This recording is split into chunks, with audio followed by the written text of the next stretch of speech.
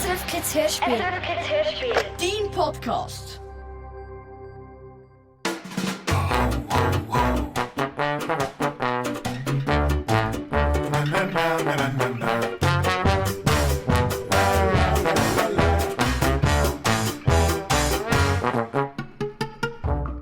Es war einmal ein Gil, der Benno Knüssel geheissen hat. Aber was heisst da, er war einmal? Gerade jetzt in diesem Moment hockt der Benno nämlich auf seinem Fenstersims und schaut runter in den Fluss, wo in der Sonne glitzert wie ein Silberschatz. Ach, ich wäre jetzt auch gerade viel lieber verrossen. Bei diesem Wetter haben die meisten Kinder etwas Besseres zu tun, als im Zimmer zu hocken. Aber der Benno hat Stubenarrest. Wegen seiner Schwester, der Lisa. Wegen dieser dumm wie 3 Meter Feldweg, Lisa. Die Lieblingsbeschäftigung von Lisa ist es eben, der Benno bei seinen Eltern zu verpfeifen. Ist doch logisch, dass ich heimlich an Kompi gehe. Müssen sich meine Eltern halt ein schlaues Passwort ausdenken. Vor allem war es die Lisa, die der Benno überhaupt überschnurrt hat, den Kompi anzulassen. Aber das hat die Mami von Benno natürlich nicht gelten. Lisa selber hat natürlich keinen Stubenarrest bekommen. Lisa macht sowieso nie etwas falsch. Manchmal kommt es dem Benno so vor, als hätten seine Eltern die Lisa 100'000 Mal lieber als ihn. Am liebsten würde ich einfach abhauen. In dieser Familie braucht mich ja eh niemand. In diesem Moment sieht der Benno im Fluss draussen eine grüne Flasche, die im Wasser schaukelt. Irgendetwas an dieser Flasche ist komisch. Das ist eine Flaschenpost. Der Benno holt die Fischerrute, die er auf der Geburt bekommen hat, und wirft sie mit Schwung aus. Er hat noch nie etwas gefangen, aber heute schafft er es sofort. Die Angelschnur wickelt sich um einen Flaschenhals und der Benno kann die Flaschen aufziehen. Wow, da hat ja wirklich einen Zettel drin. Plötzlich klopft es an Benno seine Tür. Er versteckt die Flasche schnell unter seinem T-Shirt. Der Znacht ist fertig, sagt seine Mami. Der Benno soll jetzt endlich essen. Ich habe keinen Hunger. Das war knapp. Der Benno nimmt die Flasche wieder vor und zieht den Zettel raus. Es hat einen Totenkopf drauf und in grossen, geschwungenen Buchstaben steht: Piratenkind gesucht. Bewerbung an Captain Coyote und die wilde Esmeralda. Adresse auf der Mollejolle. Tod und Silber, ahoi. Am Benno sein Herz klopft bis zum Haus rauf. Wieso eigentlich nicht Piratenkind werden? Piratenkind auf einem Piratenschiff. Das wär's. Auf dem Meer segeln, Piratenlieder singen, Abenteuer. Und meine Eltern würden schön blöd schauen, wenn ich nicht mehr da wäre. Es würde ihnen leid tun, dass sie mich so ungerecht behandelt haben.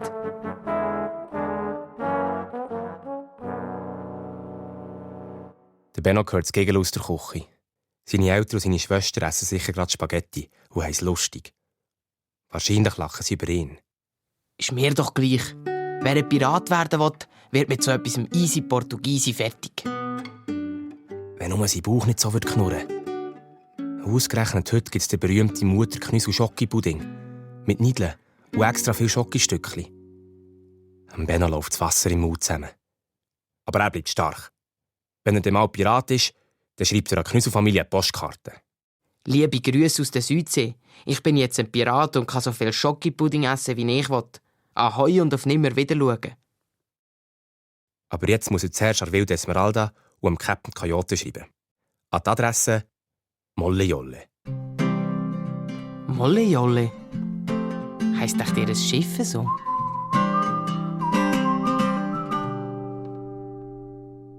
Plötzlich steht der Vater Knüssel und am Benno seine Schwäche im Türrahmen. «Lisa wartet darauf, dass du dich bei ihr entschuldigst», sagt Benno sein Vater. «Genau», doppelt Lisa grinsend nach. Benno wird fast schlecht vor Wut. Habt ihr das Gefühl, ich sage sorry zu dieser dummen Täterli-Katze? Der Vater schaut Benno enttäuscht an. «Gut, dann bleibst halt in deinem Zimmer, bis du es dir anders überlegt hast.» Lisa grinset blöd und der Vater Knüssel macht die Zimmertüren wieder zu. Draussen ist es langsam dunkel geworden. Der Mond hängt wie eine silbrige Scheibe am Himmel. Und der Fluss sieht jetzt ganz anders aus als am Tag. Er funkelt so geheimnisvoll. Und irgendwie sind die Wellen grösser als sonst. Und wilder. An die wilde Esmeralda und den Captain Coyote. Ich wäre sehr gerne euer Piratenkind. Wann kann ich anfangen? Ob das der Captain Coyote und die wilde Esmeralda überzeugt? Vielleicht gibt es ja noch mehr Buben, die gerne ein Piratenkind werden. Der Benno catcht das im Bleistift. Ich bin der Einzige aus meiner Klasse, der sich traut, vom 10-Meter-Turm zu springen. Und ich kann 17 verschiedene Arten von Knoten. Der Benno steckt den Zettel in die Flasche, korkt sie fest zu und wirft sie in den Fluss.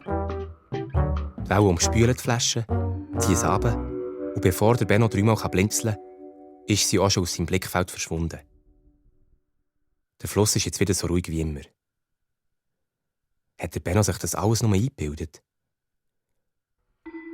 Müde und durcheinander liegt er auf seinem Bett. Sein Bauch knurrt. Im Zimmer nebenan singt seine Mutter der Lisa ein Schlaflied. Der Benno will auf keinen Fall einschlafen. Und doch gehen ihm die Augen langsam zu.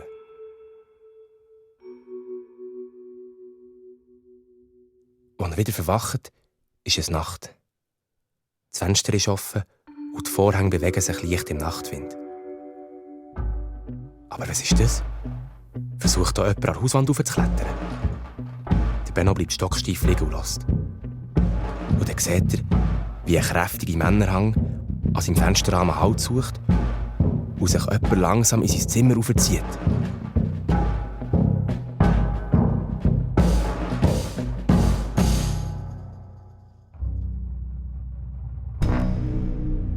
Am Benno sein Herz klopft bis zum Hals rauf. Wer ist das, der da mitten in der Nacht in sein Zimmer steigt? Im Fensterrahmen taucht jetzt ein Piratenkopftuch auf und drunter 2 kleine Augen, die den Benno anfunkeln. «Ahoi, Benno Knüssel! Ich hoffe, ich störe nicht», sagt der Unbekannte. Woher kennen Sie meinen Namen? Ohne eine Antwort zu geben, wirft der Mann seine Beine über den Fensterrahmen, verheddert sich im Vorhang und stolpert mit so viel Schwung ins Zimmer hinein, dass er der Länge nach auf die Nase knallt. Mit dem Hennenkrach geht die Vorhangstange vor die Decke runter. «Madonna mia, Jockel! Können wir nicht einen einzigen Mal einen Auftrag erledigen, ohne dass du bist wie ein Clown?» Eine kleine blonde Frau klettert flink über den Fenstersims und lacht der Benno entschuldigend an. «Guten Abend, buonasera. Ich heiße Luna.» Die blonde Frau schüttelt dem Benno die Hand. Hallo? Die Luna redet ununterbrochen weiter. «Musst du den Jockel entschuldigen? Wenn er hat festen Boden unter den Füßen, er kann sich nicht richtig bewegen.» Der Jockel fällt ihr ins Wort. «Kannst du bitte aufhören, mir Jockel zu sagen? Der Bub denkt sonst, ich heisse wirklich so.» Inzwischen hat er sich aus dem Vorhang befreit. «Also, ich bin der Joachim, der Schrecklich von der Klabauterinsel.» Er streckt den Benno die Hand her. Hallo Joachim. Aber die Luna plappert schon weiter. «Weisst du, Benno, alle sagen sie ihm trotzdem Jockel. Passt besser. Hast du schon gepackt?» Packt? Benno wird gerade ein bisschen trümmelig. Mit grossen Augen schaut er die beiden Gestalten an. «Hallo, Benno. Ja, packt. Wir haben keine Zeit zum Wurzeln schlagen.» Die Luna läuft ungeduldig im Zimmer auf und ab. Der Jockel sitzt neben Benno aufs Bett und klopft ihm auf die Schulter. «Schau, Benno, es ist ja so. Wir haben deine Flaschenpost bekommen und holen dich jetzt ab. Leider stehen wir mit unserem Schiff draussen im Halteverbot. Und darum wäre es wirklich gut, wenn du ein bisschen Fürsche machen würdest. Der Captain und die Chefin warten nicht gern.» Der Benno rennt ans Fenster. Und tatsächlich, im Fluss vor seinem Haus ankert ein grosses Segelschiff. Wow! Ist das die Mollejolle? Die Luna lacht. «Ja, das ist sie, unsere Mollejolle.» Die Mollejolle ist ein Schoner. Ein Segelschiff mit 2 grossen Masten. Ihre Segel leuchten weiss im Mondlicht. Und am Grossmast flattert eine kleine Piratenflagge. Dem Benno kommt es vor wie in einem Traum. In dem Moment donnert der Kanonenschuss. Der Jockel zuckt zusammen und gibt dem Benno einen kleinen Mupf. «Pack jetzt deine Sachen, schnell!» Der Benno holt den Reiserucksack vor und fängt an, irgendwelche Sachen reinzustopfen. Unterhosen, Socken, ein Geodreieck, T-Shirt, Pullover. «Etwas Importantes, bevor wir auf das Schiff gehen», sagt Luna. «Der Captain Coyote und die wilde Esmeralda sind, como se dice?» «Ja, sie sind manchmal ein bisschen» hilft der Jockel nachher. Wie Balla Balla? Ja, manchmal reisst der Vater von die Geduld. Madonna mia, am besten du bist ja nicht frech und machst, was sie sagen. Sonst sie machen den Haifischfutter aus dir. Haifischfutter? Also, ich weiss nicht genau, ob ich... Plötzlich ist der Benno nicht mehr sicher, ob er wirklich das Piratenkind auf der Molle-Jolle werden. Seine Eltern sind anstrengend und ungerecht. Aber zu Haifischfutter würden sie ihn ganz sicher nie machen. In dem Moment donnert schon wieder ein Kanonenschuss. Ob, avanti, jetzt mit mir gehen. Mutig legt der Benno seinen Rucksack an und klettert hinter dem Jockel und der Luna zum Fenster raus. Sein Herz pöppelt recht laut. Er hofft, dass es die anderen zwei nicht hören. Luna trampelt mit durch den Mutterknuss wie ein Rosenbeet. Avanti, Schneckenpost, aber zum Fluss. Der Benno stolpert hinten rein.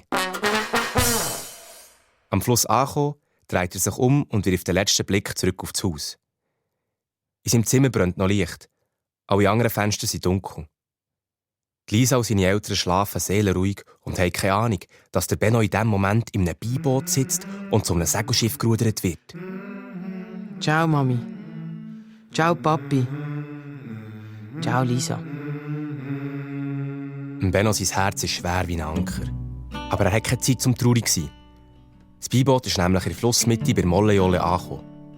Oben an der Reling steht ein dicker Mann und ruft: Allons les enfants, allez, festhalten, es geht hoch. Au ruck, au ruck. Er dreht an einem grossen Zahnrad und mit einem Rattern wird das Beiboot aufgezogen. Schon von unten hat Molle-Jolle beeindruckend ausgesehen. Aber da oben an Deck... Benno verschlägt fast den Schnuff. Wow! Ich bin auf einem echten Piratenschiff. Der dicke Mann schüttelt am Benno die Hand. Bonjour, Benno. Willkommen an die Deck von die Molle-Jolle. Ich bin Frère Jacques, das Koch von diesem Schiff. Er sieht nett aus und der Benno würde ihm gerne noch etwas sagen, aber die Luna legt den Finger auf den Mund. Psst, da vorne, sie stehen. Die wilde Esmeralda oder Captain Coyote. Ihre schwarzen Silhouetten zeichnen sich am Bug vor dem Nachthimmel ab. Der Jockel legt dem Benno die Hand auf die Schulter und sagt: «Viel Glück!» Der Benno stolpert über das Deck. Und dann steht er am Captain Coyote und der wilden Esmeralda Auge in Auge gegenüber. Das sind Piraten, die mit allen Wasser gewaschen sind. Das sieht der Benno sofort.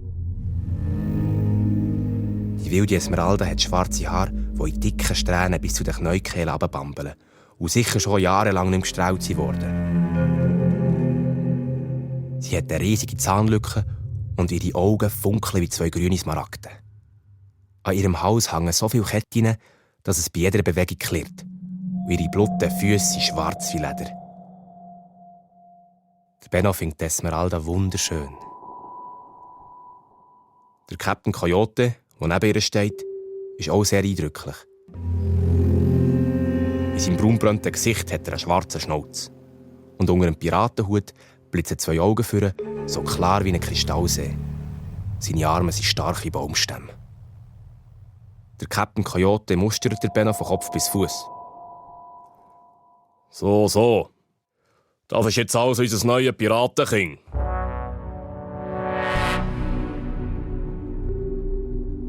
Die wilde Esmeralda klatscht in die Hände.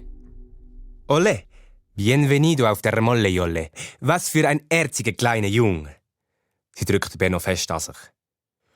Jetzt lass doch den Gil mal los, flucht der Captain Coyote. Weißt du, dieser Mann ist gar nicht so grummelig, wie er immer tut. Du hast mir etwas versprochen, Corazon. Ja, murmelt der Captain Coyote.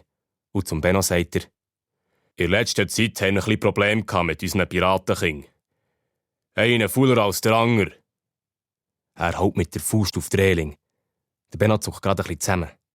Faul? Also, ich bin überhaupt nicht faul. Der Captain Coyote lässt sich nicht ablenken. Die hast du am Morgen nicht aus der Koje gebracht. Das ist ein Piratenschiff und kein Vergnügungsdampfer, Gottfried Stutz. Corazon, denk an deine Versprechen. Die Esmeralda zupft einem Fussel vor Admiralsjacke. Ja, vielleicht habe ich manchmal überreagiert. Und darum habe ich meiner Frau versprochen, mit dem nächsten Piratenkind ein bisschen mehr Geduld zu haben. Wenn ich dich faulenzen Denn... Ja, also... Denn... Und jetzt auch mal an Deck, klar Schiff machen. Wir stechen in See. Fluss. Der Jockel, die Luna und der Fährenschak holen zusammen den Anker rauf. Nachher klettert der Jockel auf einen grossmastigen Ausguck und die Luna stellt sich an die Steuer. Aber der Captain Coyote und die wilde Esmeralda verschwinden einfach in der Captainskajüte und lassen sich für den Rest der Nacht nicht mehr blicken. Die Luna manövriert das Schiff geschickt durch den Fluss und die Mollejolle nimmt schnell Fahrt auf. Der Benno steht an der Reling und beobachtet, wie die Lichter von seiner Stadt immer kleiner werden. Ciao zusammen. Der Fährenschak zupft am Benno am Ärmel. Ich nehme dich mit in das Kombüse. Kannst du Geschirr abwaschen? Der Benno hätte lieber eine andere Aufgabe übernommen. Aber er will auf keinen Fall einen faulen Eindruck hinterlassen. Fleissig wäscht er all die fettigen Tauer ab und probiert den Fährenschak auszufragen. Was ist eigentlich mit dem Captain Coyote und der wilden Esmeralda los? Wo segeln wir her? Warum sieht der Captain Coyote so traurig aus? Aber der Fährenschak sagt nur: An Bord von die Mollejolle musst du lernen, es ist besser, manche Sachen nicht zu wissen. So vergeht der Tag. Der Benno arbeitet, so viel er kann. Er hilft der Kombüse, er schraubt das Deck, macht alle Bett oder flickt das Tauwerk vom Schiff. Jeden Abend nach der Nacht kuschelt sich der Benno müde in seine Bettdecke ein. Durch das Bullauge funkeln Sterne wie kleine Diamanten am Himmel. Aus der Captainskajüte nebendran hört der Benno, wie die wilde Esmeralda traurige Piratenlieder singt. Der Benno denkt an seine Familie und hat fast ein bisschen Heimweh. Haben mich meine Eltern echt schon vergessen? Oder vermissen sie mich? Aber am nächsten Morgen ist das alles vergessen und der Benno stürzt sich wieder in die Arbeit. Und irgendwann am 15. Tag nach seiner Abreise steht er auf, geht an Deck und sieht, dass die Mollejolle über Nacht auf das offene Meer rausgesegelt ist. Rundum hat es Wasser. Kein einziges Insel ist in Sicht. «Schau mal», sagt der Jockel und zeigt auf das Meer raus. Das sind ja Delfine! Mindestens 100 Delfine schwimmen friedlich mit dem Schiff vorne am Bug. Plötzlich spritzt eine riesige Wasserfontäne in die Luft. Da! Ein Wal! Der Benno kann nicht mehr aufhören zu staunen. Madonna mia, hast du noch nie im Leben einen Wal gesehen? Was bist du für ein kleiner Landei? Die Luna schüttelt den Kopf. «Lass den Gil in Ruhe», sagt der Jockel. «Komm, Benno, wir müssen ein paar Leinen aufrollen.» Zusammen hocken sie ans Bug führen und fangen an zu arbeiten. «Jetzt, wo wir auf dem offenen Meer sind, wird es Zeit, dass du ein paar Sachen erfährst», flüstert der Jockel. «Weisst, die Luna und ich sind noch nicht so lange auf der Mollejolle. Aber seit wir da sind, haben wir noch kein einziges Schiff überfallen und keinen einzigen Schatz gesucht. Wir machen nicht das, was normale Piraten machen.» Und der Captain Coyote und die wilde Esmeralda? Wir legen in irgendeiner Stadt an und dann verschwindet der Captain und die Chefin für ein paar Tage. Wenn sie zurückkommen, haben sie meistens so schlechte Laune, dass sie zusammen ein ganzes Fass rumleeren. Der Fährenschak ist schon länger auf der Mollejolle. Er wüsste vielleicht, was los ist. Aber der erzählt nichts. Weisst, Benno, ich bin nicht dahergekommen, um planlos in der Weltgeschichte herumzuschippern. Ich bin der Joachim der Schrecklich von der Klabauterinseln. Und was mache ich? Die Leine aufrollen und das Bullauge polieren. Ich habe sogar angefangen, Socken zu lesen. Da lachen ja Seerössli. Über was lachen die Seerössli? Fragt der Captain Coyote, der plötzlich neben ihnen steht. Der Jockel wird ganz bleich. Über den Witz, der Benno hat mir gerade einen Witz erzählt. Den möchte ich auch gerne hören. Der Captain Coyote packt den Benno am Kragen und zieht ihn runter zur Captainskajüte. Im Vergleich zu den anderen Kojen ist sie riesig und absolut chaotisch. Überall liegen Goldstückchen rum und Kleider, Raumflaschen und alte Landkarten. Das einzige Schöne an der Captainskajüte ist die Aussicht. Durch 2 riesige Bullaugen kann man direkt auf das Meer raus schauen. Unser Piratenking sitzt oben an Deck und erzählt Witze, sagt der Captain Coyote zur wilden Esmeralda, die im Bett liegt und rumtrinkt. Sei nicht so streng, Corazon. Er hat doch bis jetzt gut gearbeitet. Da kann er doch auch ein bisschen Spaß haben, oder nicht? Ich will, dass du aufräumst. In 2 Stunden ist deiner blitzblank, brüllt der Captain Coyote und stürmt aus der Kajüte. Ei, Captain. Die wilde Esmeralda dreht sich nochmal zum Benno um und streichelt ihm sanft über den Kopf. Ich würde machen, was er sagt. Er hat heute einen ganz schlechten Tag. Wo der Benno allein ist, schaut der Captain die Kajüte ein bisschen genauer an. 2 Stunden, um das Chaos allein aufzuräumen. Das schaffe ich nie. Aber es bleibt ihm anders übrig. Er späut in die Hänge und macht sich so schnell er kann die Arbeit. Als er ein Buch im Gestell versorgen will, geht ein Foto raus. Er schaut das Foto ein bisschen genauer an. Auf dem Foto sieht er etwas, das ihn umhaut. Auf dem Foto ist die wilde Esmeralda Arm in Arm mit dem Captain Coyote. Und einem Gil. Ein Gil, der am Benno gleicht. Er hat schwarze, wilde Locken und grinst mit einer riesigen Zahnlücke frech in die Kamera. Seine Augen sind genauso stahlblau wie die vom Captain Coyote. Kein Zweifel, das ist der Sohn der wilden Esmeralda und dem Captain Coyote. Noch nie hat jemand an Bord von Mollejole etwas von dem Gil erzählt. Ist er echt gestorben? Oder was ist mit ihm passiert? Plötzlich hört der Benno Schritt auf dem Gang. In letzter Sekunde stopft er das Foto unter sein T-Shirt. Als Esmeralda die aufgeräumte Kajüte sieht, lacht sie der Benno an. Oh la la, so sauber war es hier schon lange nicht mehr. Du hast gut gemacht, mein Kleiner. Ja, grummelt der Captain Coyote. Aber jetzt gang raus, Piratenking. Ich bin müde. Er schöpft den Benno auf den Gang raus und knallt die Tür zu. Der Benno spürt das Foto unter seinem T-Shirt knistern. Was wird Esmeralda und der Coyote merken, dass es weg ist? Benno kribbelt es im Bauch. Und in seinem Kopf drehen 1000 Gedanken. Aber dann fällt ihm etwas ein. Der Frère Jacques. Wenn mir jetzt irgendjemand auf dem Schiff helfen kann, dann ist es der Koch. Der Benno rennt so schnell er kann in die Kombüse, zieht das Foto unter dem T-Shirt vor und drückt es dem Frère Jacques ohne Erklärung in die Hand. Oh mon Dieu, sagt der Schiffskoch nur und lässt sich auf den Stuhl fallen. Wer ist der Bub? Und wo ist er jetzt? Der Frère Jacques kratzt sich am Kopf und er erzählt dem Benno die Geschichte von Pippo. Weißt du, Pippo ist der Sohn von Captain Coyote und die wilde Esmeralda. Du gleichst ihm ein bisschen. Alle haben ihn sehr lieb gehabt. Mon Dieu.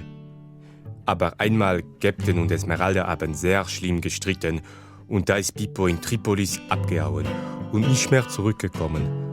Und seit diesem Tag, der Captain und Esmeralda haben sich verändert. Früher, mon Dieu, früher, sie waren richtige Piraten. Sie haben Gold und Silber geraubt und jede Nacht gefeiert. Jetzt sind sie traurig geworden. Sie denken nur noch an ihre kleine Junge. Aber psst, das ist ein Geheimnis. Wenn du an deine Liebe hängst, du musst schweigen wie ein Grab. Und jetzt, wir müssen diese Fotos so schnell wie möglich wieder an seinen Platz zurückbringen. Ich glaube, das gehört mir. Im Türrahmen vor Kombüse steht die wilde Esmeralda. Sie nimmt am Frère Jacques das Foto aus der Hand und sagt: Mitkommen, Piratenkind, sofort!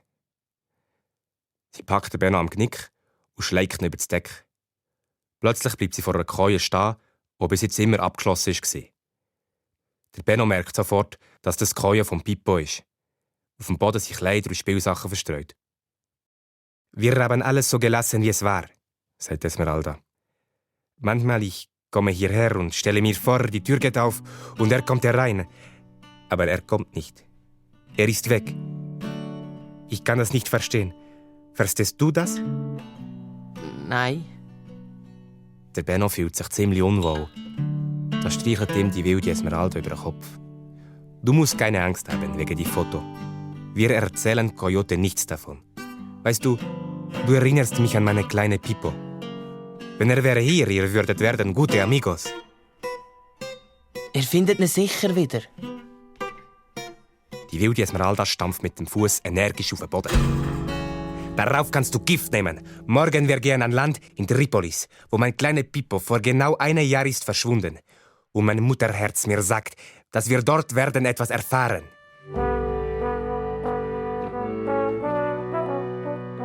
Wo der Benno später in seiner Koje liegt, muss er noch lange über alles nachdenken, was er heute gehört hat. Er versteht jetzt, warum der Coyote und Esmeralda so traurig sind. Er fragt sich, ob es echt seinen Eltern auch so geht. Sitzen sie in diesem Moment vielleicht auch gerade in seinem alten Zimmer und stellen sich vor, wie es wäre, wenn er wieder da wäre. Plötzlich tun sie ihm Benno leid. Morgen schicke ich ihnen eine Flaschenpost. Damit sie sich keine Sorgen machen.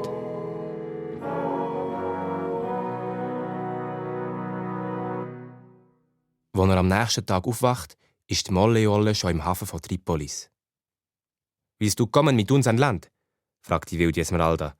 Und obwohl der Captain Coyote die Augen verdreht, nickt der Benno und steigt mit ihnen ins Beiboot.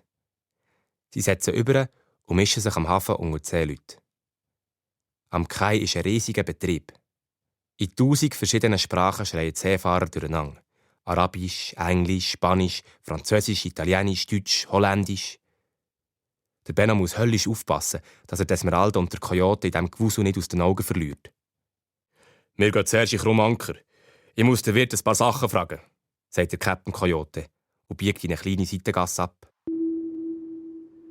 Der Krummanker ist eine stickige Hafenkanäle, wo ziemlich schräge Gestalten hocken und Bier trinken. Niemand beachtet Esmeralda, der Coyote und der Benno. Nur ein einäugiger Pirat schaut kurz von seinem Bierglas auf und lächelt dem Benno zu. Er ist ganz schwarz angelegt. Auf den Backen hat er 2 dicke schwarze Striche tätowiert. «Warte hier auf uns», sagt Esmeralda und verschwindet mit dem Coyote im hinteren Teil der Spelunke. Der Benno sitzt ein bisschen unsicher an einem Tisch in der Nähe vom Eingang. Und plötzlich steht der einäugige Pirat neben ihm. «Ist da noch frei?» Schon lässt er sich neben Benno auf den Stuhl fallen. «Sind das deine Eltern gewesen?» Der Benno schüttelt den Kopf. Nein. Der Pirat rutscht ein bisschen näher zum Benno her. «Das ist nicht gerade der Ort, wo man einen Gil in deinem Alter allein lassen sollte. Es sind schon andere Kinder auf die Art und Weise verschwunden.» Er rutscht noch näher her. «Giele, die Pippo heissen zum Beispiel.» Der Benno schmeckt seinen modrigen Mundgeruch. Pippo? Was wissen Sie über den Pippo? Aber der einäugige Pirat lacht nur. Dann zieht er ein Kuvert vor und drückt den Benno in die Hand. «Seh da, grüßt Esmeralda und der Coyote von mir. Ich hoffe, Sie können lesen.» Als Esmeralda und der Coyote kurz darauf zurückkommen, ist der Benno noch ganz durcheinander. Er erzählt ihnen von seiner Begegnung und dem Coyote seine stahlblauen Augen färben sich dunkelgrau. «Jetzt mach auf diesen Brief!» drängelt Esmeralda. «Ich kann mir schon denken, von wem der ist», sagt der Coyote und reißt das Kuvert auf. Der Captain Coyote fängt an lesen. Moment. Also, wenn ich das richtig verstehe, steht da: «An den jämmerlichen Coyote und die pupsende Esmeralda. Wir haben eure Sprotte.» Der Benno kann sich schon denken, wer damit gemeint ist. Der Pippo. 7 Millionen in Gold und Silber, wenn ihr sie lebend wiederhaben wollt. Gezeichnet: die Schwarzblutpiraten. Die Esmeralda schlägt sich vor Schreck die Hand vor den Mund. «Diese Schwarzblutpiraten, diese Sauhundebande! Ich könnte ihnen das Hals umdrehen. Aber was bleibt uns anderes übrig? Wir müssen ihnen geben, was sie wollen.» 7 Millionen in Gold und Silber, so viel haben wir doch nicht, schreit der Captain Coyote. «Ruhig Blut, Corazon. Wir machen ein paar Überfälle und zack, zack, wir haben das Lösegeld erbeutet.» «Zack, zack», schnaubt der Coyote. «Wir haben seit Monaten keinen einzigen Überfall mehr gemacht. Wir sind doch völlig aus der Übung.» «Fällt dir etwas Besseres ein?» Zurück an Bord von Molle-Jolle erzählen sie der Mannschaft die ganze Geschichte. «Werden wir jetzt endlich richtige Piraten, die Überfall machen und Schiff kapern?»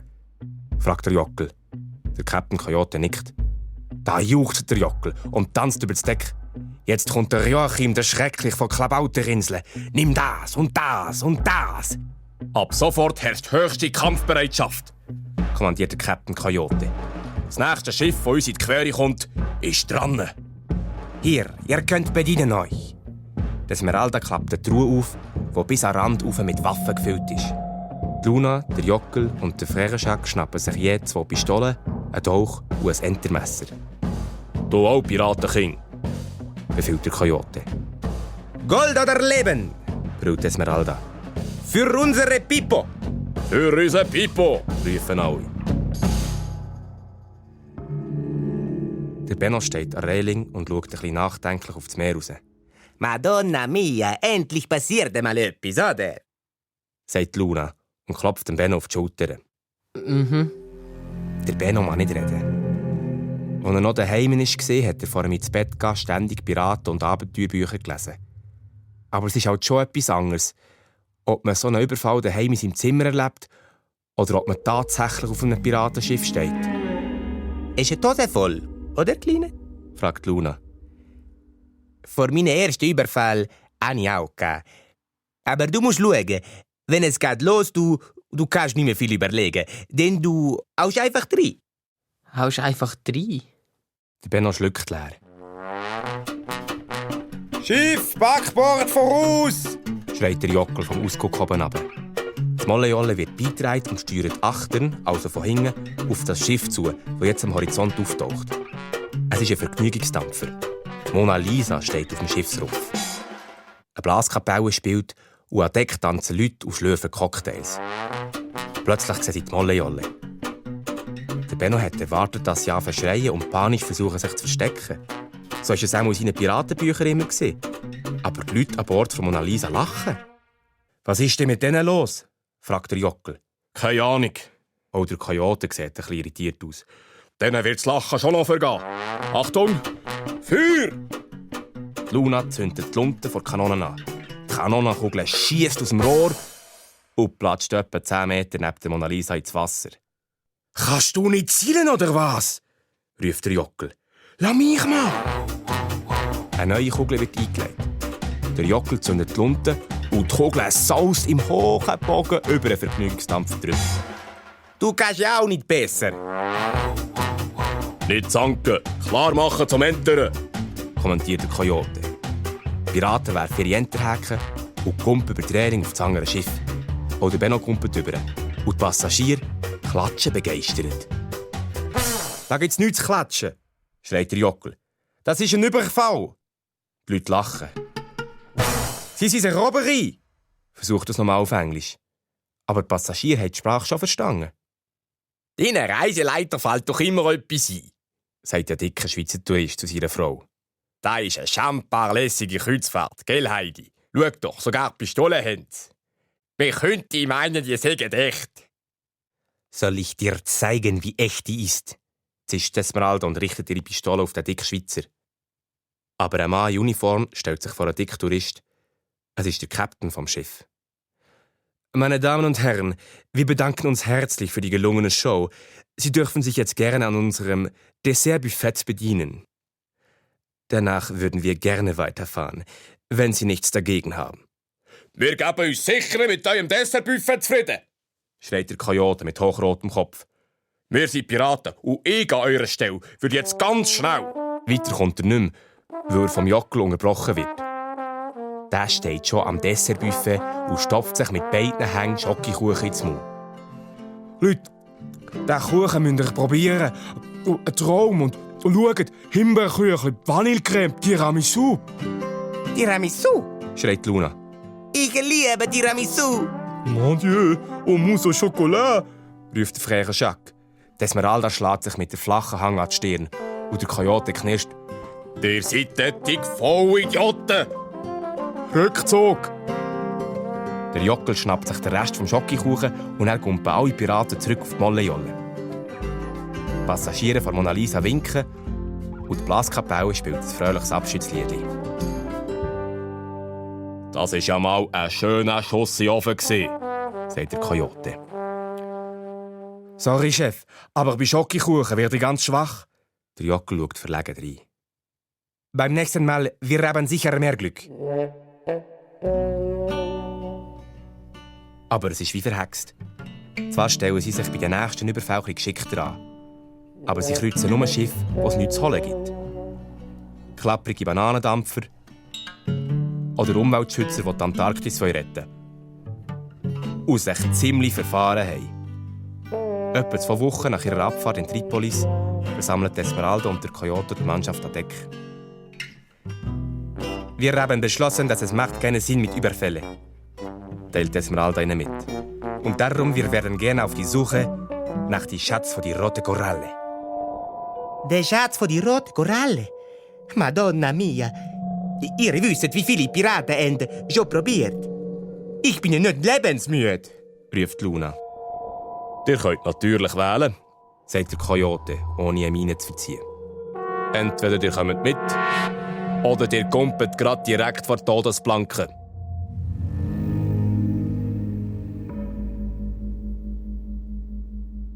Die Crew von der Mollejolle hockt schlecht gelaunt im Salon. Niemand will sich wirklich auf die Suche nach dem Schatz von roten Korallen machen. Zu gefährlich, denken alle. Die Luna stochert in ihrem Tower rum. Madonna mia, das ist ja doch ein Wahnsinn. Wer den Schatz von die rote Koralle will finden, muss in die Rote Meer segeln und den Steuer loslassen. Das Schiff ohne Steuermann. Und dann das Schiff bringt dich zu dem Schatz. Oder zu den nächsten Felsen. Niemand hat es bis jetzt geschafft, ich sage euch. Der Schatz von die rote Koralle ist ein Maledetto, verflucht. Aber der Coyote und die wilde Esmeralda lassen sich nicht von ihrem Plan abbringen. Am nächsten Tag segelt die Crew von Mollejolle los. Die Stimmung ist angespannt. Die meisten lassen den Klüver hängen. Piratensprache für schlechte Laune. Nur der Coyote und die Esmeralda sind super drauf. Seit sie wissen, dass ihr Sohn der Pippo lebt, packen sie immer mit an und verschanzen sich nicht mehr in ihrer Kajüte. Nach knapp 2 Wochen ist es soweit. Die Mollejolle erreicht das Rote Meer. Und der Captain Coyote verkündet feierlich: Ab sofort wird das Schiff nicht mehr gesteuert. Ganz egal, was kommt. Ich will niemanden sehen, der das Steuerrad anlenkt, ein Segureft oder sonst irgendetwas macht. Ist das klar? Aye, Captain. Es wird ganz still auf der Mollejolle. Niemand rührt mehr einen Finger. Und in den ersten Tagen merkt man gar nicht, dass das Schiff führungslos ist. Der Wind bläst sanft in die Segel und treibt die Mollejolle vorwärts. Aber dann, am 3. Tag, fängt es an zu tröpfeln. Vielleicht ist ja nur ein kleiner Regenschauer, meint der Fährenschak. Aber die Luna schüttelt den Kopf. No, caro, das ist ein Sturm.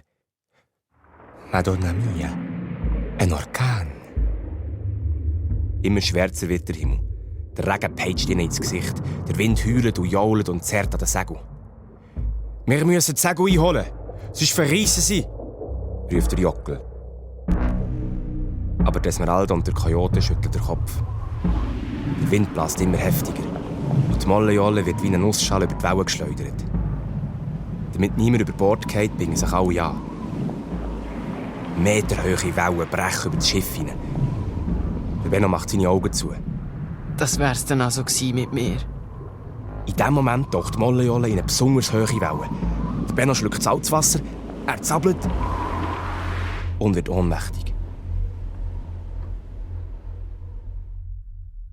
Als er verwacht, ist der Sturm vorbei. Die Sonne steht hoch am Himmel und noch etwas ist anders. Die Mollejolle bewegt sich nicht mehr. Der Benno steht langsam auf und schüttelt den Jockel. Hey Jockel, schau! Dort vorne ist eine Insel. Wir hocken auf einer Sandbank. Der Jockel ist auf einen Klapp hellwach und zusammen wecken sie die anderen. Alle sind neben den Schuhen. Aber Klabautermanns Glück. Sie haben überlebt. Auch die Mollejolle hat den Sturm erstaunlich gut überstanden. Was ist das dort für eine Insel? Der Coyote kratzt sich am Bart. Keine Ahnung. Sieht aus, als wäre sie unbewohnt. Das kann nur eines bedeuten, Corazon, sagt Esmeralda. Das ist die Insel von die rote Koralle. Auf dem Deck wird es still. Alle schauen über zu der Insel, die so friedlich im Sonnenschein liegt. Scusi, Madonna mia, auf was wir warten? Ruft Luna. Gehen wir auf Schatzsuche? Die ganze Mannschaft rudert mit 2 Beibooten über und hockt näher am Strand im Schatten von einem Baum. Jetzt müssen wir jeden Schritt ganz genau überlegen, sagt der Coyote. Erstens müssen wir vorsichtig sein, weil wir nicht wissen, ob es viele Tiere auf dieser Insel hat. Und zweitens müssen wir die Insel kreuz und quer nach dem Schatz absuchen. Plötzlich hören sie eine raue Stimme hinter ihnen. Habt ihr etwa das Gefühl, dass sie jetzt Schatzinseln oder was? Ausser die Vögel und Schildkröte gibt's auf dieser Insel nichts. Nada, niente. Da könnt ihr suchen, bis ihr schwarz werdet, wie ein Schwarzblutpirat. Eine kleine, magere Frau schnagt aus dem Gebüsch raus. 2 dicke, schwarze Striche sind auf ihre Backen tätowiert. «Sabu Jenny!» kreucht der Coyote und zieht seine Pistole aus dem Gurt. Jo, Sabu Jenny höchstpersönlich, aber bleibt diese Portugiesi. Ich habe mich geändert. Mit den Schwarzblutpiraten habe ich nichts mehr zu tun. Die Sauhunde haben mich auf dieser verfluchten Insel ausgesetzt. Und soll ich euch sagen, warum? Weil ich zu nett war. Zu einem Pippolino. Du nicht, lacht Esmeralda. ob du es glaubst oder nicht, Signora. Die Sohnemann hat mir leid getan, was sie ihn entführt haben. Sie haben ihn ins dunkelste Verlies gesteckt. Wenn ich ihm nicht heimlich hätte zu essen und zu trinken gebracht, wäre er ein bisschen verreckt. Der würde ich glauben geworden, scusi, Madonna mia. Einmal Schwarzblutpiratin, immer eine Schwarzblutpiratin.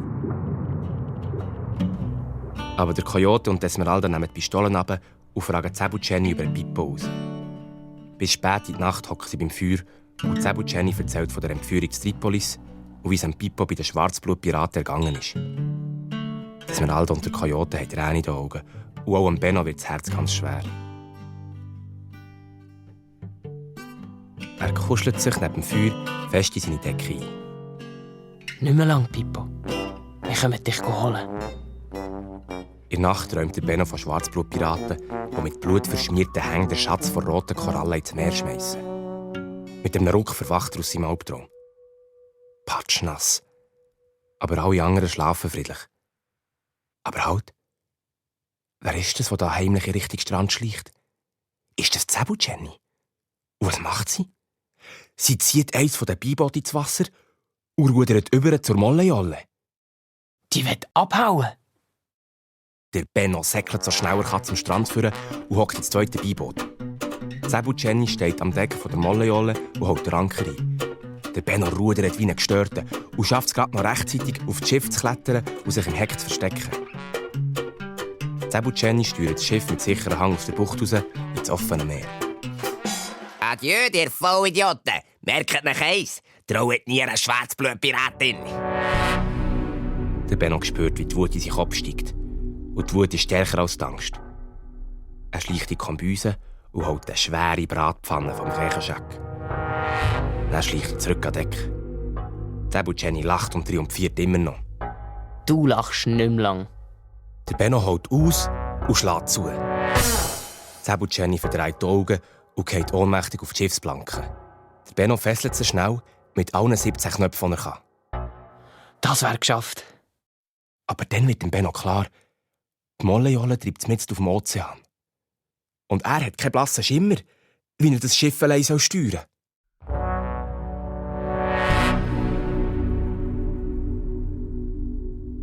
Die Mollejolle treibt immer weiter auf das offene Meer raus.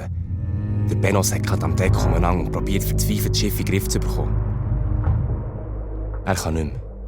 Hockt erschöpft ab und fährt an rennen. Jetzt wäre ich am liebsten einfach daheim in meinem Bett. Sabu Jenny liegt immer noch ohnmächtig neben dem Steuerrad.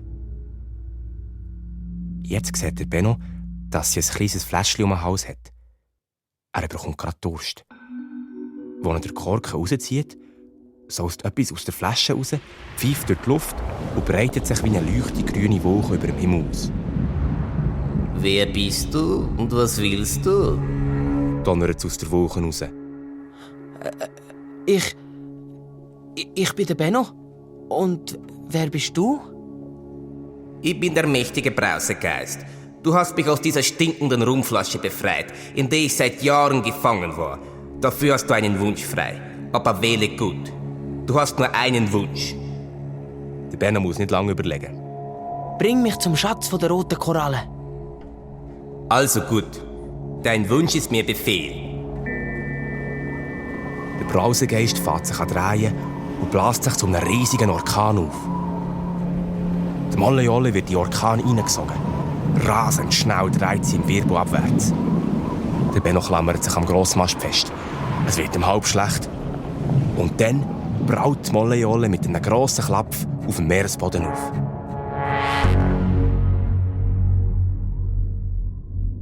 Plötzlich ist es ganz still. Der Benno steht verdattert auf. Um ihn herum tobt der Sturm. Aber der Wirbel schiebt das Meerwasser auf die Seite, sodass die Molle Jolle in einer Röhre steht. Am anderen Ende der Röhre sieht Benno in den Himmel rauf. Er und die Molle Jolle sind mitten im Auge vom Orkan. Du hast nur 1 Stunde Zeit. Bis dann musst du den Schatz gehoben haben und an die Meeresoberfläche zurückgefahren sein. Sonst bist du für immer verloren. Erst jetzt sieht der Benno neben dem Schiff eine Höhle, die mit roten Korallen bewachsen ist. Sie leuchtet von innen gegen raus. Wow! Da geht's zum Schatz! Der Benno klettert in die Höhle runter. Die Zunge verschlägt ihm fast den Schnauf. So viel Gold auf einem Haufen hat er noch nie gesehen. Es glitzert so fest, dass es dem Benno in den Augen brennt. Das ist also der Schatz von der roten Koralle. Wahrscheinlich ist das der meistgesuchte Schatz der ganzen Welt. Und ausgerechnet er, der Benno Knüssel, hat ihn gefunden. Ha! Aber dem Benno seine Freude währt nur kurz. Wie soll er ganz allein so viel Gold an Bord von Molle Jolle tragen? Und wie soll er nachher das Schiff zurück an die Meeresoberfläche steuern? Mit oder ohne Schatz? Das ist unmöglich. Der Benno hockt vor der Höhle auf einem Stein und vergrabt den Kopf in seinen Hängen. Ich bin so dumm. Wieso habe ich mir nicht gewünscht, zuerst die anderen abzuholen? Der Benno spürt, wie ihm schon wieder Tränen in die Augen steigen. Aber da hört er eine Stimme. Hä? Was ist denn da los? Oh nein, jetzt ist auch noch Zebu Jenny aufgewacht. Sie hat es geschafft, mit ihren Fesseln aufzustehen und jetzt schaut sie von der Reling oben runter. Boah, ist das der Schatz von roten Korallen? Fragt sie. Hey Gil, macht's Maul auf! Der Benno nickt. Ich glaube es ja nicht. Der Schatz von roten Korallen. Du bist ein Held. Du bist der grösste Pirat von allen Zeiten. Bring mich los und dann verladen wir zusammen den Schatz an Bord. Mensch, ich bin blöd. Zebu Jenny setzt ihr liebstes Lächeln auf. Ich weiss, ich habe mich nicht gerade vertrauenswürdig benommen, aber ich würde doch nie im Leben den grössten Pirat von allen Zeiten über die Ohr hauen. Wir ziehen das jetzt zusammen durch und dann segeln wir zurück und holen die Esmeralda und den Coyote. Versprochen. Der Benno überlegt. Zusammen könnten sie es schaffen, wenigstens einen Teil vom Schatz aufzuholen. Und wenn überhaupt jemand das Schiff heil zurück an die Meeresoberfläche steuern kann, dann ist das Zebu Jenny. Also, es bleibt ihm anders übrig. Der Benno klettert an Deck und befreit Zebu Jenny. Du gehst runter in die Höhle und verlässt das Gold in die Beiboot. Ich ziehe sie rauf und verstaue das Gold im Schiff. Ei, Chef. Sie arbeiten konzentriert und schnell. Zebu Jenny ist stark wie ein Bär. Und es geht ruckzuck, bis die Beiboot gefüllt sind und der Benno sich aufziehen. Nach der 9. oder 10. Ladung ruft Zebu Jenny. Chef, ich glaube, wir sollten langsam aufhören. Das Wasser kommt näher. Und wirklich. Die Röhre verengt sich und langsam strömt das Wasser zurück. Oh nein, die Zeit ist abgelaufen. Der Benno zieht das letzte Beiboot auf und Zebu Jenny klettert zurück an Deck. Es war allerhöchste Zeit. Das Wasser, das am Meeresgrund zusammenläuft, lüpft die Molle Jolle langsam auf. Sie fährt sich an drehen. Das Rauschen vom Orkan steigert sich zu einem ohrenbetäubenden Lärm. Den wollen wir mal! Brüllt Zebu Jenny und spült die Hänge. So ein Manöver bin ich noch nie gefahren. Halt dich fest, Chef. Es wird turbulent. Sie zieht ein paar Leinen und trifft Segel. Sich selber bindet sie mit einem Seil neben dem Steuerrad fest. Die Mollejolle dreht sich immer schneller wie ein Wirbel. Plötzlich wird sie mit einem gewaltigen Ruck aufgeschleudert. Es geht los. Der Benno klammert sich fest an die Reling. Zebu Jenny kurbelt wie wild am Steuerrad. Backbord, Gegensteuer, Steuerbord, Gegensteuer, rauf, und mir wird schlecht. Yeah. Und nochmal eine Runde, rauf, Gegensteuer. Bald haben wir es geschafft, Chef. Backbord, Steuerbord, ich muss käsen. Auch am Benno ist es ziemlich schlecht. Aber dann schaut er rauf. Ich sehe den Himmel. Wir haben es geschafft. Und tatsächlich. Die Molle-Jolle schiesst aus dem Wassertrichter raus. Und im gleichen Moment wird das Meer so ruhig und glatt, als hätte es nie einen Orkan gegeben. Du bist super, Säbel, Jenny. Du hast uns gerettet. Fast korrekt. Ich habe mich gerettet. Du bist leider nicht gemeint gewesen. Chef. Und auf ihrem Gesicht macht sich ein teuflisches Grinsen breit.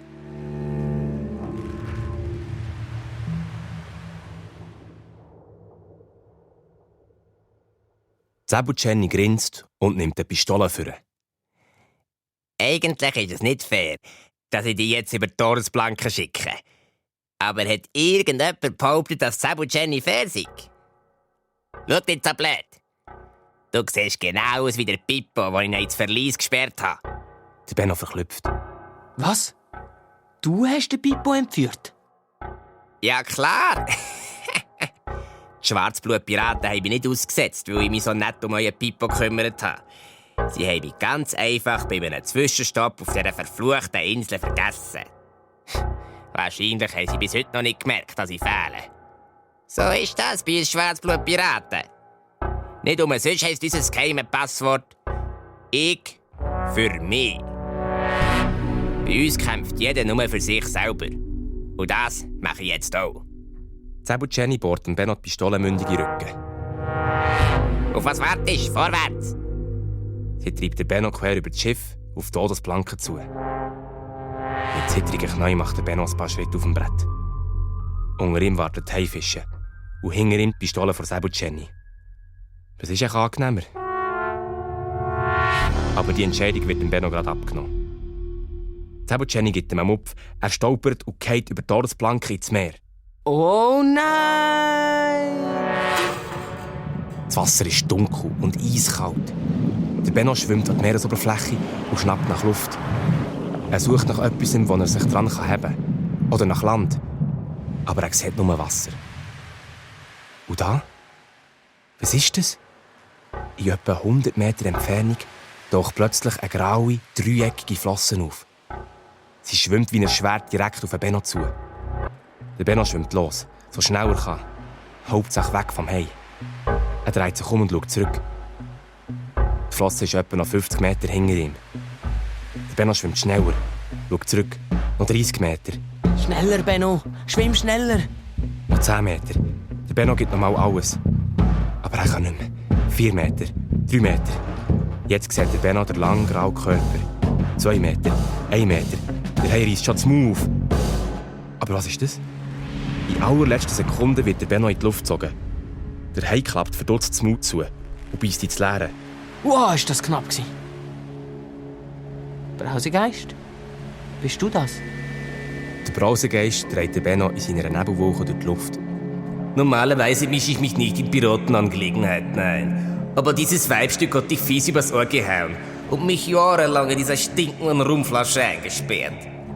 Der macht mir jetzt einen fetten Strich durch die Rechnung. Oh ja!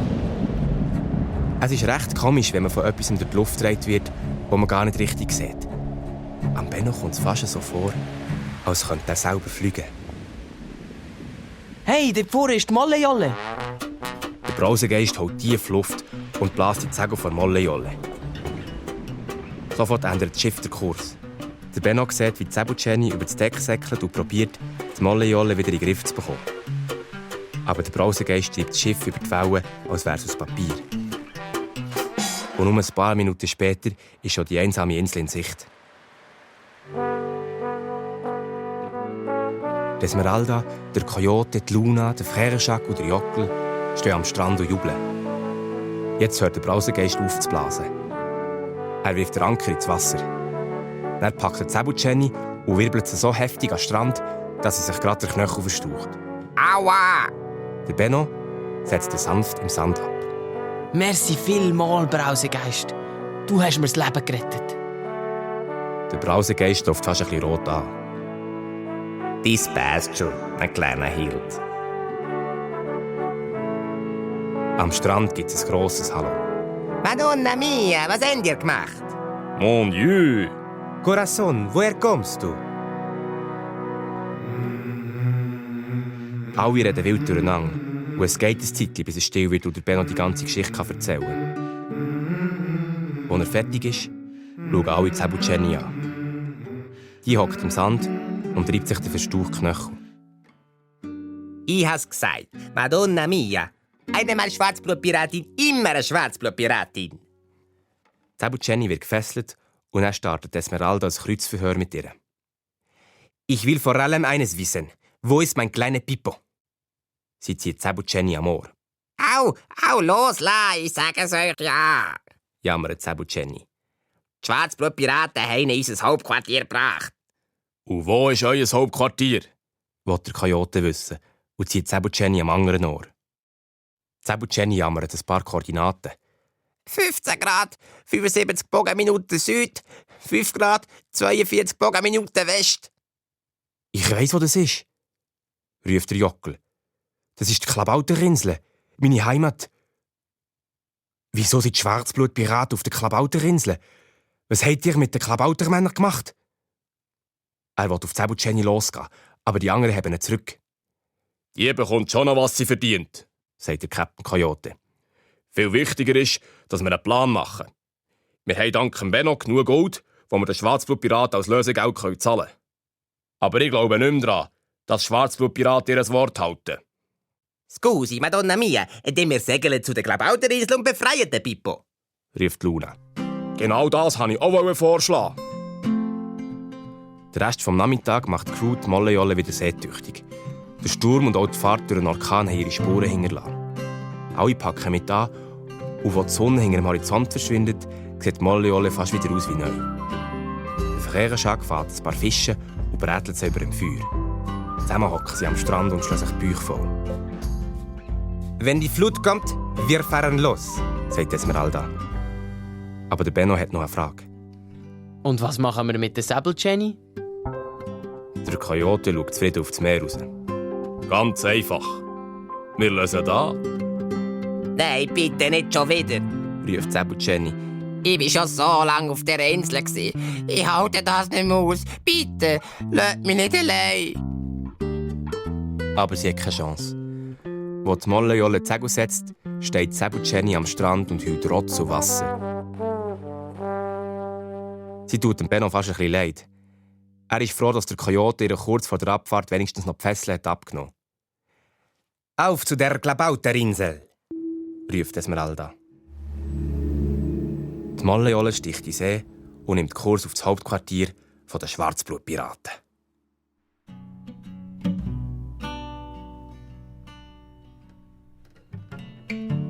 Es ist eine sternklare Nacht. Die Mollejolle zieht ruhig durch die Wellen mit Kurs auf die Klabauterinsel. An Bord sind alle ein bisschen nervös und ungeduldig.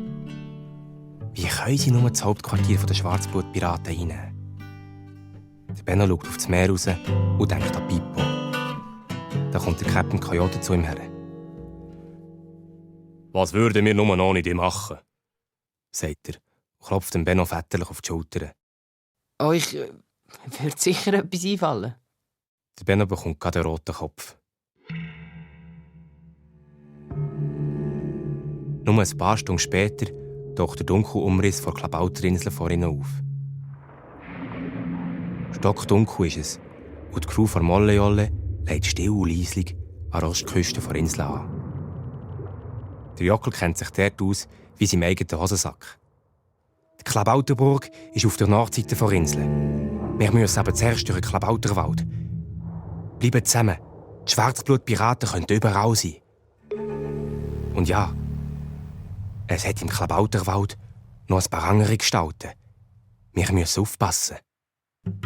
Dann mal los, sagt der Coyote. Und zusammen machen sie sich auf den Weg durch den Klabauterwald. Sie sind schon ein paar Stunden unterwegs, wo der Jockel sich plötzlich auf den Boden wirft und den Finger auf das Maul legt. Psst, hört ihr das? Madonna mia, was ist das? Flüstert Luna. Klingt wie ein weinendes Kind, meint der Fährenschak. Wir können nur hoffen, dass es nicht der Klabauterwolf ist. Der Klabauterwolf? Der Klabauterwolf ist gross wie ein Bär und seine Zähne leuchten im Dunkeln. Er ist nur 3 Nächte im Jahr wach, aber dann frisst er alles, was ihm vor die Schnauze kommt. Hör auf mit deinen Schauermärchen, Jockel, sagt Esmeralda. Gehen wir lieber nachschauen. Sie läuft mutig voraus und alle anderen hängen rein. Das Heulen wird immer lauter. Dort, auf der Lichtung. Und tatsächlich, mitten im Wald hockt jemand auf einem Stein und rennt. Wenn ihr mich fragt, sieht das nicht aus wie ein Klabauterwolf. Eher wie ein Wurzelzwerg, sagt der Captain Coyote. «Amadeus!» schreit der Jockel und rennt auf die Lichtung. Joachim! Ruft der kleine Zwerg auf dem Stein und fällt dem Jockel um den Hals. «Das ist der Amadeus, Chef der Klabautermänner und mein bester Freund.» Der Klabautermann Amadeus ist nicht viel grösser als Benno seine kleine Schwester. Er hat eine riesige Knallnase im Gesicht und 2 flaschengrüne Augen. «Was ist denn los mit dir, Amadeus?» fragt der Jockel. «Warum grennst?» «Ach, Joachim, die Schwarzblutpiraten haben mein Volk aus der Burg vertrieben. Wir haben fast nichts mehr zu essen und ständig werden wir von wilden Tieren angegriffen.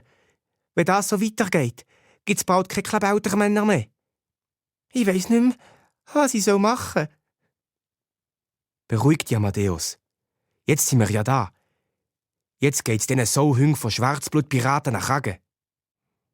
«Aha, und wie wollt ihr das machen? Die Schwarzblutpiraten sind bis an die Zähne bewaffnet. Mit Gewalt kommt niemand lebendig in die Klabauterburg rein.» Mit Gewalt vielleicht nicht. Aber mit dieser List. Alle schauen erstaunt zum Benno. Und er erklärt, was er sich schon die ganze Zeit überlegt hat. Jemand verkleidet sich als Schwarzblutpirat und tut so, als hätte er mich gefangen genommen. So kommen wir zusammen in die Burg rein und können herausfinden, wo der Pippo eingesperrt ist. Der Frère Jacques wird verrückt. Blödsinn! Dann wirst du auch eingesperrt. Und wir haben nicht nur Pippo, sondern auch dich verloren. Nein, der Plan ist gar nicht so schlecht, sagt der Klabautermann. Es gibt nämlich eine geheime Burgtür, die die Schwarzblutpiraten mit ein bisschen Glück noch nicht kennen. Wenn ihr sie von innen aufmacht, könnten wir in die Burg hineinschleichen und die Schwarzblutpiraten überfallen. So machen wir das, sagt Esmeralda. Und der Captain Coyote streicht sich zufrieden über den Bart. Unser Piratenking wird ja immer besser. Sie machen ab, dass die Luna mit dem Benno in die Burg geht. Sie legt schwarze Kleider an und malt sich 2 schwarze Streifen ins Gesicht. Schon bald sieht Luna aus wie eine waschechte Schwarzblutpiratin. Der Amadeus erklärt ihr ganz genau, wo sie die geheime Burgtür findet. Und der Frère Jacques drückt dem Benno zum Abschied eine grosse Salamiwurst in die Hand. Hier, für dich. Nicht, dass du mir in die Gefängnis noch verungerst.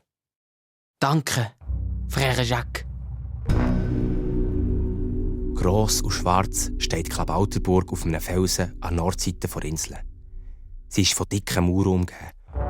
Und vor dem eisigen Eingangstor stehen 8 Schwarzblutpiraten. Als sie die Luna und den Benno sehen, ziehen sie sofort ihre Säbel und Pistolen. Einer von ihnen erkennt den Benno. Es ist der einäugige Pirat von Hafenkanal zu Tripolis. Am Benno sein Herz schlägt bis zum Hals rauf. Aber die Luna lässt sich nichts anmerken. Ahoi, schwarze Fratelli e Sorelle, ruft sie fröhlich. ich bringe euch eine neue Geisel. Der Piratenkind vom Captain Coyote und der wilde Esmeralda. Ist das nicht grossartig? Jetzt wir können ihnen noch mehr Lösegeld fragen. So sieht man sich wieder, sagt der einäugige Pirat zum Benno und grinst.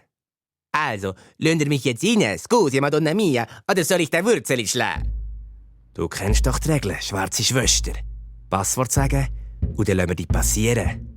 Passwort, scusi, Madonna mia, meine Gedächtnis ist nicht mehr die beste. Ich habe vergessen. Vergessen? fragt der Einäugig und kommt misstrauisch näher. Du weisst aber schon, was mit Schwarzblutpiraten passiert, die das Passwort vergessen. Da fällt dem Benno ein, was Zebu Jenny gesagt hat, kurz bevor sie ihn über die Todesplanke geschickt hat. Er flüstert es der Luna zu. Das Passwort ist «Ich für mich». Ah, jetzt ist mir wieder in den Sinn gekommen. Ich für mich, es heisst. Der Einäugige macht das Tor auf. Glück gehabt. Also kommt mit. Wir werfen den Gil grad zum Anger ins Verlies. Und dann machen wir ein grosses Fass rum auf und feiern das. Sieh, das ist ja doch ein Wort. Die Luna zwinkert dem Benno zu. Sie laufen am Schwarzblutpirat in die Burg nach. Und hinter ihnen geht das Eingangstor mit lautem Krach ins Schloss.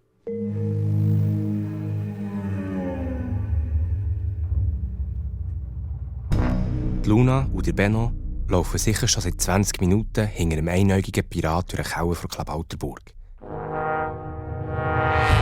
Endlich bleibt er vor einer schweren Tür stehen. Vorne dran hockt ein dicker Schwarzblutpirat, der sich gerade eine Wurst ins Maul stopfen will. Hey, du solltest während deinem Wachdienst nicht fressen. Bist eh schon zu fett. Der einäugige Pirat reißt dem Wachmann die Wurst aus der Hand. Mach auf, wir bringen neue Geiseln. Der Dick klimpert mit den Schlüsseln und macht die schwere Verliestüren auf. Viel Spass euch beiden. Der einäugige Pirat müpft den Benno rein. Die Tür geht schwer ins Schloss. Es wird dunkel und still. Hallo? Ist da jemand? Aus dem Ecken hört der Benno eine feine Stimme. Ja, ich? Und wer bist du? Ich bin der Benno. Und du? Der Benno hört, wie jemand aufsteht und näher kommt. Ich heisse Pippo und bin der Sohn vom Coyote und der Esmeralda. Pippo! Wegen dir sind wir ja da! Wie geht's meinen Eltern? Haben die Schwarzblutpiraten euch gefangen genommen? Nein, sicher nicht. Wir sind eingebrochen, um dich rauszuholen. Der Benno erzählt dem Pippo vom Plan. So blöd, dass wir da innen hocken und nicht mithelfen können. Aufgeregt läuft er im Verlies hin und her. Ich habe eine Idee. Der Benno zieht die Salamiwurst vor, die ihm der Frère mitgegeben hat. Entschuldigung, hochverehrter Herr Schwarzblutpirat. Was wollt ihr? Der dicke Wachpirat schaut durch die kleine Klappe rein. Wir haben hier so eine Salamiwurst, die wir gerne teilen würden. Hätten Sie uns vielleicht ein Messer? Der Dick fährt das aber. Eine Salamiwurst? Die ist beschlagnahmt. Sofort hergeben. Entschuldigung, Herr Schwarzblutpirat, aber das geht leider nicht. Wir haben selber Hunger. Du Freche, geh, fahrt nur. Er streckt sich Kopf ins Verlies hinein. Wo ist die Wurst? Brüllt er. Der Benno schmeißt die Salami in die hinterste Ecke vom Verlies. Dort! Der Schwarzblutpirat stürmt in den Raum hinein und vergisst, dass die Verliestür Sperrangel weit offen steht. Der Benno und der Pippo schlüpfen raus, schlagen die Tür zu und drehen den Schlüssel im Schloss. Haha, ein guter. Leislich schleichen die beiden Gielen die Kauerstege darauf. «Es ist so still», sagt der Pippo plötzlich. Ich weiss auch nicht, was los ist. Wenn alles nach Plan gelaufen ist, müssten die Klabautermänner und die Crew von der Molle Jolle jetzt mit den Schwarzblutpiraten kämpfen. Im Burghof angekommen, staunen sie nicht schlecht. Die Schwarzblutpiraten liegen kreuz und quer am Boden. Es sieht aus, als würden sie einfach schlafen. Was macht ihr da? Lädt plötzlich eine Stimme hinter ihnen. Es ist der einäugige Pirat, der sein Säbel aus dem Gurt zieht und auf sie zutorkelt. «Schnell runter!» schreit der Pippo. Aber der Benno ist zu langsam. Die Säbelspitze trifft ihn und verpasst einen Schnitt quer über die Backen. Au! Am Benno sein Gesicht brennt wie Feuer. Finger weg von unserem Piratenkind! Wie aus dem Nichts steht plötzlich der Esmeralda hinter einem Schwarzblutpirat und haut ihn mit einem kräftigen Schlag K.O. «Madre!» ruft der Pippo und geht der Esmeralda um den Hals. «Mi amor!» sagt Esmeralda. Nur ihre Stimme zittert. Hinter ihr taucht der Captain Coyote auf. Auch er hat Tränen in den Augen, als er den Pippo sieht. Ja, scusi, Madonna mia. Ich will den Treffen von die Familie nicht stören. Aber wir müssen arbeiten jetzt, sagt Luna und zeigt auf die Schwarzblutpiraten. Was ist eigentlich mit denen los? Der Frère giggelt. Die sind dicht, Sternagel voll. Luna hat sie abgefüllt mit Rum. Hinter dem Frère drängelt sich der Jockel, der Amadeus und mindestens 30 Klabautermänner im Burghof. Als sie die besoffenen Schwarzblutpiraten sehen, müssen sie so laut lachen, dass der Benno Angst bekommt Die Schwarzblutpiraten könnten davon noch wach werden. Aber scheinbar haben sie einen gesunden Schlaf. Sie pfusen sogar dann noch, wo sie gefesselt auf die Mollejolle verfrachtet werden. Und, was machen wir jetzt mit denen? Die wilde Esmeralda grinset. Wir bringen sie zu Sebelceni auf die Insel. Die Klabautermänner winken zum Abschied. Tschüss, gute Fahrt.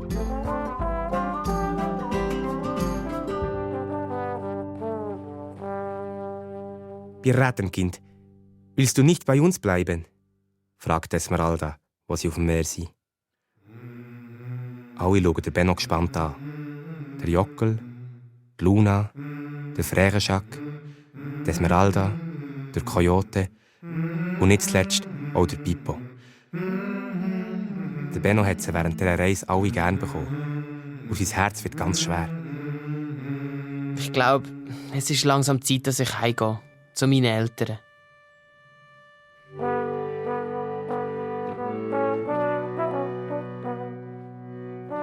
Tage und Wochen lang sind sie unterwegs. Jeden Abend feiern sie an Deck ein kleines Fest. Und sie haben es so lustig miteinander, dass der Benno sich fragt, ob er echt die richtige Entscheidung getroffen hat. Es ist mitten in der Nacht, wo sie vor dem Knüselhaus den Anker runterlassen. «Willst du wirklich nicht bei uns bleiben?» fragt der Pippo. Falls du es dir anders überlegst, Piratenking, du weisst ja, eine Flaschenpost und wir können dich holen. Der Captain Coyote wuschelt am Benno durch die Haare. Die Esmeralda drückt dem Benno einen kleinen Beutel mit Goldstücken in die Hände. «Das ist für dich, meine kleine Corazon.» Vorsichtig klettert der Benno über den Dachhähn zurück in sein Zimmer. Das Fenster steht immer noch offen. Haben das seine Eltern auch offen gelassen, für den Fall, dass er zurückkäme? Der Benno schaut auf den Fluss und will seinen Piratenfreunden zum Abschied winken. Aber die Mollejolle ist schon spurlos verschwunden.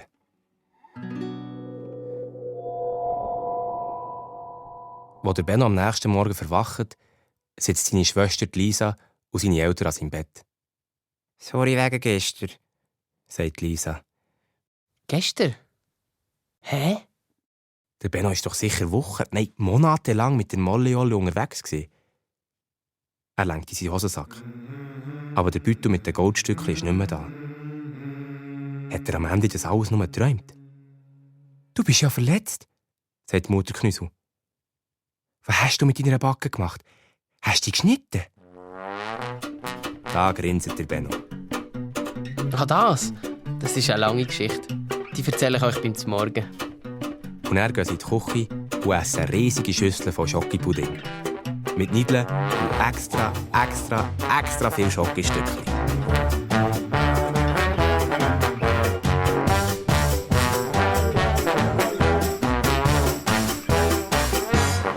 Op, avanti, jetzt mit meinem K. SRF Kids Hörspiel. Hat dir die Geschichte gefallen? Es gibt noch viel mehr. Abonniere jetzt den Podcast und du verpasst nie eine Geschichte.